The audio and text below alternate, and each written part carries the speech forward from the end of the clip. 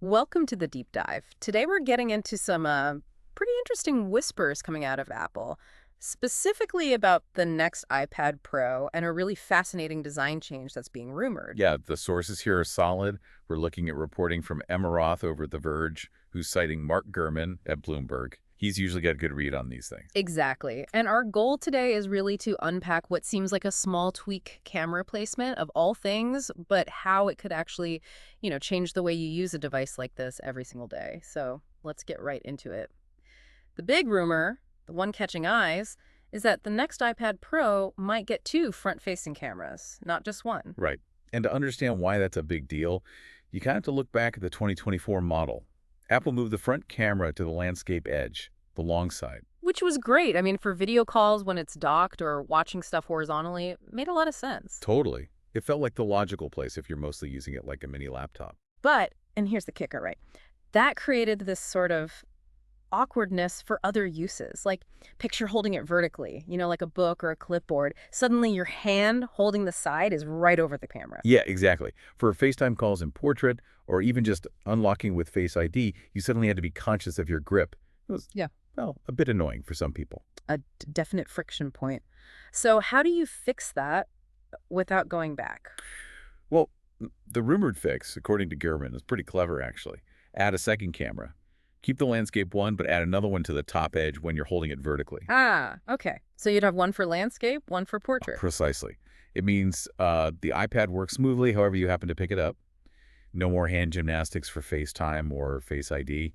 It suggests Apple's really thinking about, the different ways people actually use these things, not just the idealized horizontal setup. That does make a lot of sense. Adapting the tech to the user, not the other way around. So, okay, two cameras is interesting. What else is cooking for this new Pro? Any other big upgrades rumored? Oh yeah, this isn't just about cameras. The other major piece of news from Bloomberg is the potential chip upgrade. We might be looking at an M5 chip inside. M5. Wow. The M4 is already incredibly powerful. What does M5 potentially bring? Well, you'd expect even better performance, obviously. But specifically, think about advancements in the neural engine. That means potentially much smarter, faster on-device AI capabilities. And just raw power for pro workflows, video editing, graphic design, 3D stuff. It pushes the iPad Pro even further into like genuine laptop replacement territory for more people. Okay, an M5 chip and a smarter camera setup sounds like a significant refresh. So when might we actually get our hands on these? Any timeline hints? The rumors point towards possibly this fall for the new iPad Pro models. But interestingly, it sounds like the updates for the standard iPad and the iPad Air might wait a bit longer, maybe until next spring. So focusing on the Pro line first, that tracks. Yeah, it positions the Pro as the place to get the absolute latest advancements first. So bringing this back to the listener, to you, why do we spend time dissecting, where a camera sits? It really comes down to usability, doesn't it?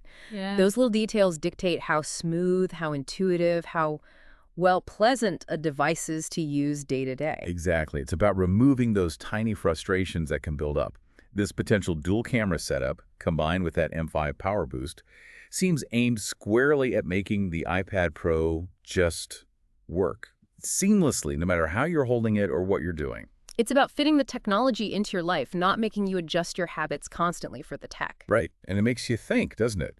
If this much thought goes into camera placement, what other seemingly tiny design choices on our phones, our laptops, our watches are quietly shaping how we interact with everything? But it's the next small change that could have a surprisingly big impact on our digital lives. Something to chew on.